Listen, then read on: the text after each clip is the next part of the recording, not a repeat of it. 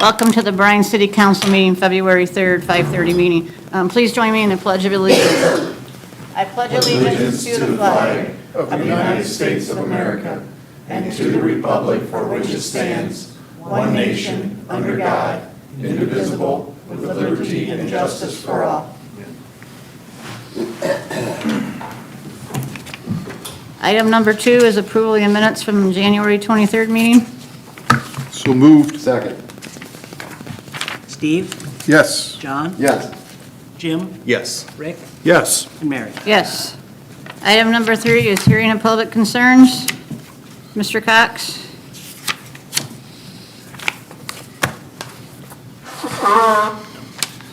As of the last meeting, the city engineer gave a very detailed presentation of the work that he wanted to be done on Huntington Drive and the Eastland Estates. But no budget was made for that repair. It's not going to happen this year, according Correct. to what he said.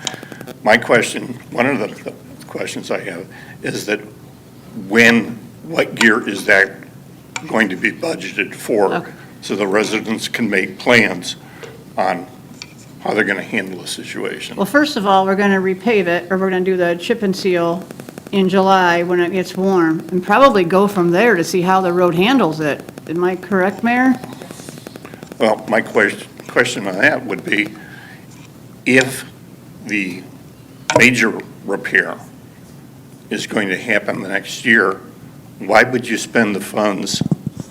Because we've all already- the attempts that you've made so far, Okay, starting in 2022, have not been successes. Let Okay, me phrase it that so way. in the fall, and we has explained this at the last meeting, the mistake was made by repaving it then. We should have waited. He's going to go back and do warranty work and do it again. I thought what was said was that the consensus was that that particular individual would not do the work. I did not hear that in the meeting. No, That did that not was not happen. stated. Didn't come That from did us. not. Because we need it under what? You had asked- I'm not going to agree the city to pay somebody else to do somebody else's Work. mistake. Right. Okay. You had said you wanted someone else to do it, and we said no. I know I said no, and I looked at you and the mayor said no. Okay. We just have to wait. I thought we'd also decided that we were going to wait till July and then bring up the topic again. Okay. Is that correct? That's what I I understood. would ask the residents here to wait until that repair work was done in July, give it a few weeks, and if they still have some concerns about the street, to come Yeah. back to us or call the engineering department. Yep. Okay, but it still comes down to the fact that we're not presented with any sort of an idea of what the cost is going to be to us. Well, no, because we don't know There what's going to isn't. happen with Okay, the and I road. understand that without the bids, you can't give a specific figure. But by the same token, that is, if I understand it correctly, that's going to have an effect on our property taxes as to how much you invest No. into the roads. No. No. No? Well, so here was the problem. Initially, you have come and there have been multiple discussions about how to fix the street, how to work on new construction, whether or not we could or could not put bore samples in because you didn't want us putting any more holes in the street. The engineer has to do bore samples in order to know what kind of surface is underneath there. I So thought he went ahead with that. He sure did, because I'm his boss and I told him. Okay. And so that's just the way life works. Whether he would ask for it not to happen or not, we decided that was the best course of action. With that being said, he has a 5 to 10 year plan on the roads that need the most immediate need. And he certainly will have conversations with the budget committee next year as well. If this is something that council wants to put in the budget after he gets a cost estimate, he can. If we find that your street, or the 3 streets, 4 streets out there, bump up on that list, that's not going to be a cost to you. But if your neighborhood would want to petition for new streets and curbs and gutters, then yes, that would be a county assessment through real estate taxes. At this point, we have not had that sort of petition filed. Okay. Is that? Well, thank you for making that clear. I appreciate that. Yes. So, again, obviously, when the figures does come in, we would like to know the cost of it again, thank you very much for your time. Thank That's what you. I have. Item number 4 is a resolution. John, please number and read. Resolution number 12, 2025, a resolution of the City of Bryan, Ohio, authorizing and directing the mayor to enter into an amended programmatic agreement for the coordination between the City of Bryan and the Ohio Historic Preservation Office. Council, this was signed about 3 years ago. Every few years, we just need to update it for HUD housing. This agreement is funneled through the Montague Valley Planning Organization, which we contract with along with 6 other counties, to do grant applications for CDBG, home, HUD, and other grants available. This specifically under our National Historic Preservation Act, which our community is a part of. So outside of dates, should not be any changes. There weren't any that I could view glancing at the pages from 3 years ago. And I didn't see anything that involved, unless I missed it, there's no money, there's no cost, it's just access to this opportunity for us to get the grants and such, Yes. And there's no change in the agreement, which is, which is good. which is after 6. If they could cut that from 70 pages to 7, I would love that. I appreciate all of it. I have to go through 70 pages It's a hefty read. and look at 3 years ago's contract to see if there's any changes, so thank you. There was no changes. I appreciated that comment. Well, knowing that, I'm willing to move to suspend. Second, Steve, Yes. John, yes. Jim, Yes. Rick, Yes. and Mary. Yes. Move to approve. Second. Rick, Yes. Jim, Yes. Steve, Yes. John, Yes. and Mary. Yes. Item number 5 is a building permit.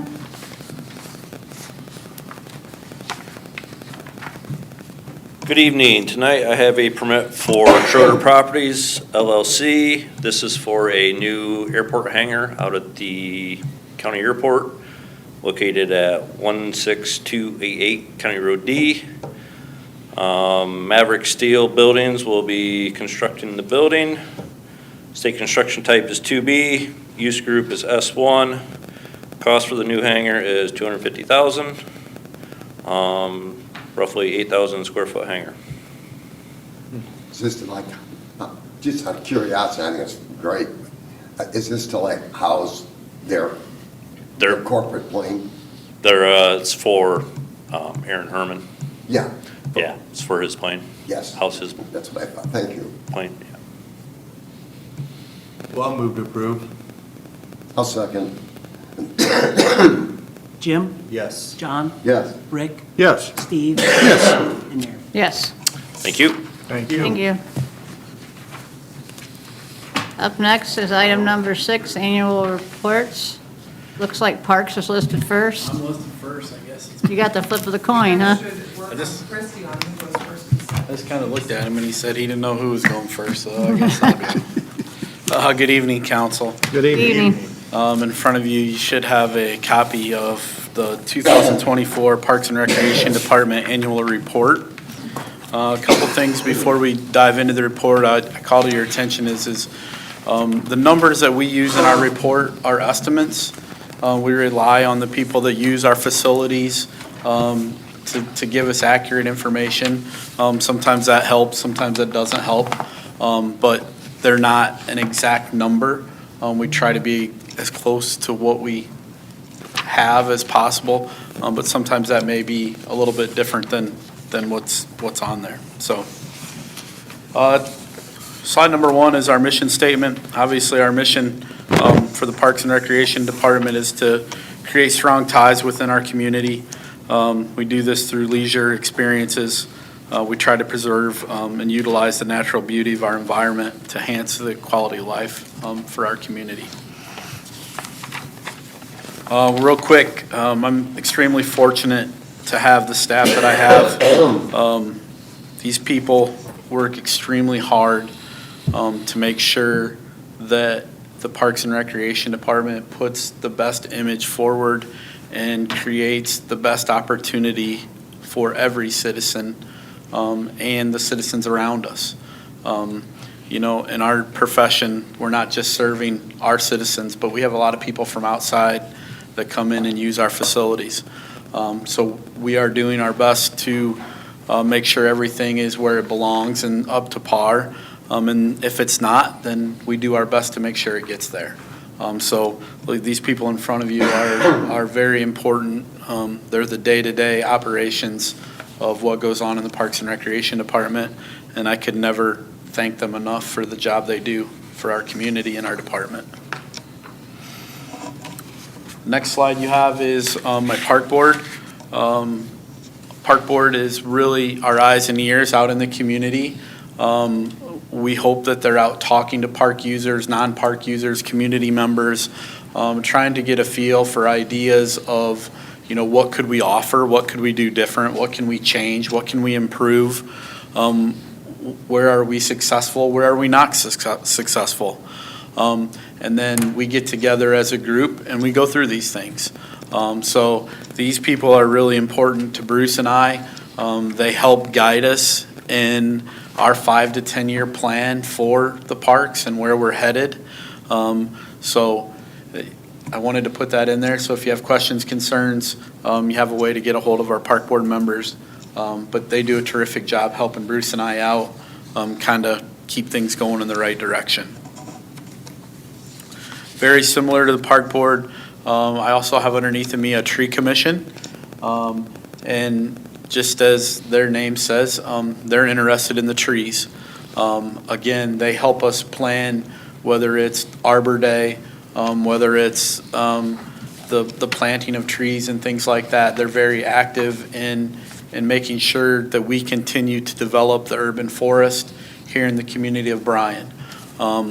We all understand that there are times that trees have to come down, but these are the people that make sure the trees are going back up to replace the trees that are coming down. So they're. According to the stats, it looks like there are more trees going up than going down. We try. I think they think to grow and don't quote me on these numbers, to grow your urban forest, you should replace at a 2 to 1. Oh, is that right? So for every one tree you take down, you should try to put 2 back in. Well, we're probably close. I can't remember the numbers. We're pretty close. We're pretty close. And again, that a lot of that planting, as you know, BPA is very supportive of our tree. Bryan and his department, when they do road work and sewer lines and water lines and things like that, are extremely supportive of putting the trees back in. Tyson's group always helps us with the takedown. So, it's a group effort. It's not just our department. There's a lot of people that play a role in continuing to grow the urban forest. But this committee makes sure that we stay on path to what we're supposed to be doing. Into our numbers a little bit. The first number I give you is 142,388 about participants within our parks. Classes, meetings, workshops, groups, anything you can think of that we are involved with, we try to attach a number to, and then we come up with that number. Off on the right-hand side of that, you can kind of see where the facilities that we use that generate this number. Our community center, East End Room across the street here, school gyms, other activities, shelters, pools, the ice arena, and then obviously within the last 5 years, we've added the Fountain City Amphitheater. So that's where we come up with the numbers to produce that 143,000 participants. The graph that I have next for you, I like graphs, I'm sorry. But I like to break it apart. So I show you our 5-year from 2020 all the way up to 2024. And then obviously I show you a 5-year average. The biggest thing to keep in mind is 2020 was obviously our COVID year. So that drastically affects the 2020 model, and then it also affects our 5-year average. For one more year, we're going to see that influence in our 5-year average. Next year, that will come out, and hopefully we'll see a little bit of change. Down a little bit from 2023, but consistently up over the last 5 years. So we're extremely happy with the role we play right now in the community. The other thing we use quite a bit of is our shelters and pavilions. whether it's family reunions, birthday parties, special groups, community events, whatever. We estimate somewhere around 25,643 participants in our shelters and pavilions over the past year.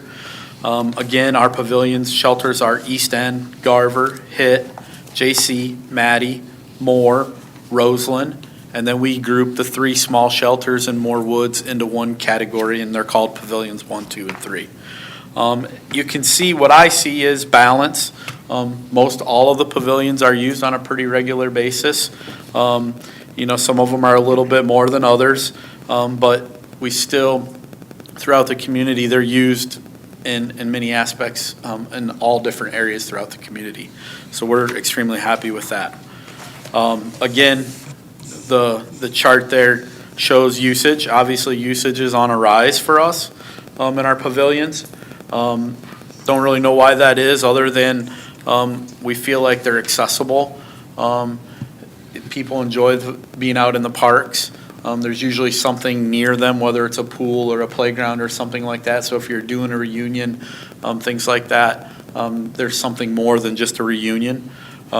So we are on the rise a little bit there. As we continue to develop pavilions in other areas such as Lincoln Park and things like that, we do expect this number to grow. But that kind of gives you an idea of where our pavilion usage is at. Next pie chart there is our pools. Roughly 17,429 participants in our pool. Again, that's passes, swim lessons, rentals, daily activities, and then we try to put a number on swim team activities, practices, meets, dive practices. So it reaches a large number there. Obviously, more is the more used pool.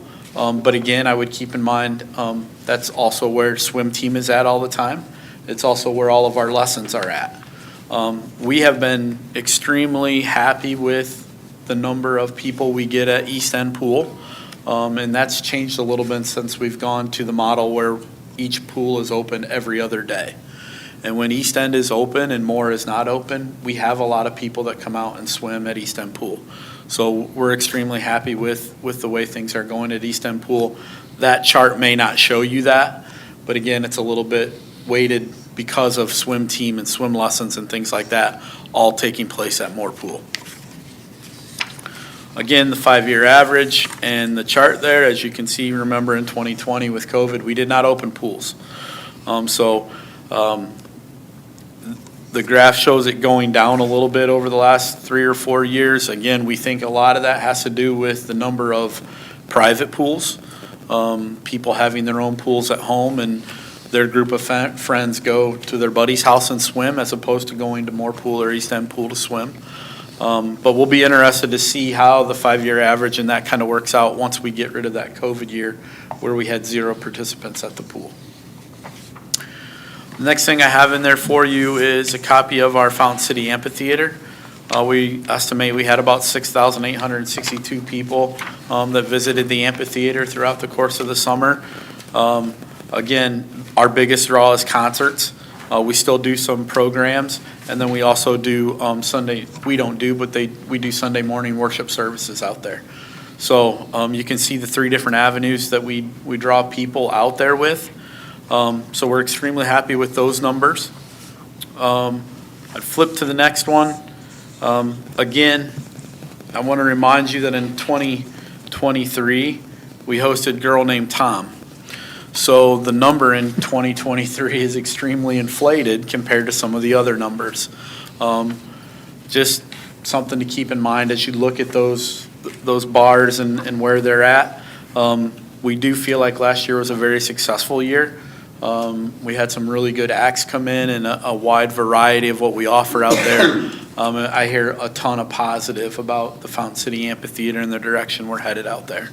So we're extremely excited about that. Last year was the first year I've done this, but so for the last couple of years, I had a couple people ask, could I put donations in so you guys could see the annual donations that we take in at the Parks and Recreation Department. The first slide you see there is strictly park donations. Trees, restrooms, pickleball equipment, that kind of stuff. Took in $146,984 last year in donations at the Parks and Recreation Department. Obviously, a large part of that was the Lincoln Park restrooms. But that is money that we take in as donations and put right back into the facilities that we have here in the city. The next slide is our 2024 amphitheater donations. As you guys are all aware, the amphitheater is funded through private donations through our community. So that money that comes in goes right back into the acts. It goes right back into the lights, the sound, the acts staying in a hotel when they come to town because they're not from here. All that fun stuff that goes into an amphitheater. Last year we brought in $75,310 at the amphitheater and covered all of our expenses for the year, which, obviously we're extremely happy with. And as you guys know in this community, the support, the last two slides I showed you are people that support what we do every single day. And that's what's terrific about working in this community is, the people are supportive of the parks and allow us to do really fun things and try to make things the best we can make them. So we're really excited about that. That's all I have in my slide presentation. I would take any questions.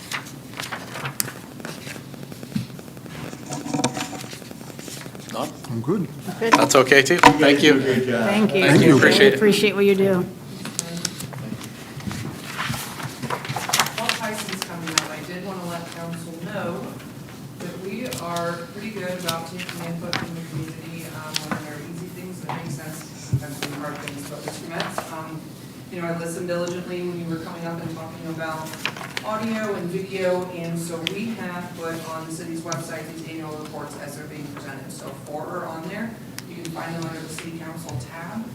Where we keep the council minutes, it's under 2024 annual report. So there are 4, because there were 2 given at the last meeting, 2 tonight, and as they come up, we'll do that as well as a nice state of the city when we present that after this. So, and did you already see it? Yeah.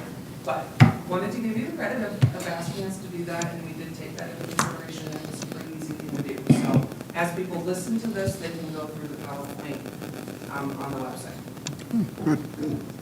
Good evening. Good evening. Evening. The first slide is the last winter, which we purchased 388 tons of salt at a cost of $23,760. And then we purchased 10,800 gallons of brine from ODOT at a cost of $799.20. So between the weather that we've had the last couple of years, our salt usage has gone way down, and using brine when we can. It's in years past, there was a couple of years where we were using 1,000 or 1,200 tons. So I can't say that's because of the brine, but that helps. A lot of it has to do with the weather that we've had the last easy winters, knock on wood. I thought at one time we were just going to use brine all the time. No. Get away from the salt. We I thought can't. that was an EPA thing. The EPA has salt reduction grants Okay, to purchase okay. brine equipment to reduce the amount of salt that we use, Gotcha. Okay. which we are. We're doing what they would like us to do. All the prep work on brine is out there, but the problem sometimes is if it rains right before it's going to snow. Sure. It washes that brine right off, and then we'll have to come back in with the salt. Sure. Like tomorrow night, they're calling for freezing rain, so. We're not going to get Well, freezing rain. Tomorrow night, Why'd you I'll have watch to the bring that weather up? again and figure out if it's gonna rain beforehand or freezing rain. And if they're saying rain before the freezing rain, we're not gonna brine. If they're saying straight freezing rain, we'll brine. So, You actually go on facts versus hope? I wait till the last minute. Look, meteorology is, it's just kind of like Sunday when everyone's Yeah. leaving for church and we have. And the next slide is the list of the employees at the street department in the years that they've been there. Which there's a couple of us getting up there. Not quite close enough yet. Yeah. On the list of our routine duties. And then one number on there is the 45 hazardous trees that we removed last year with Ben and April from the park. Okay, this will go fast. Last year, we used 2,000 gallons of emulsion in the Durapatcher at a cost of $4,324. That's the pothole patching machine. And the sewer crew cleaned and televised 9,151 feet or 1.7 miles of sanitary sewer. And our compost facility took in 365 tons of compost and gave away 490 tons of composted material. Now, those numbers aren't exact because we don't have a scale to weigh everything that comes in. We've weighed bucketfuls before, so we know average what a bucket weighs, and the numbers don't match what we took in and gave away, because every winter or every fall, we give away as much as anybody wants. If somebody wants to take all of it, they can. One winter or fall, we can get rid of most of it, and then the next year, we have some left over, so it fluctuates every year with what we take in and what we give away. And then the last one at Fountain Grove Cemetery, we had 46 burials, and we poured 22 concrete bases for the headstones. And that's all I have, unless you have questions. Quick question, make sure I'm understanding the term.